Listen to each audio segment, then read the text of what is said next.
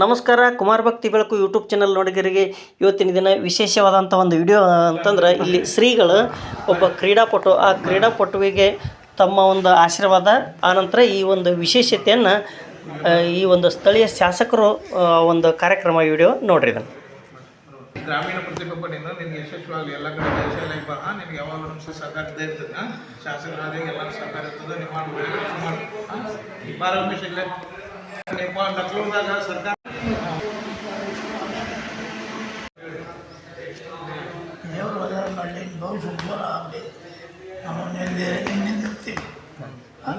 Okay, ಮುಟ್ಟಿಗೆ ಹೋಗೋದನ್ನ ಸಹಾಯಸ್ತ ಮಾಡಿ ನೇಪಾಳ ಕಳಿಸೋ ವ್ಯವಸ್ಥೆ ಮಾಡು. ಎಲ್ಲರೂ ಒಟ್ಟಿಗೆ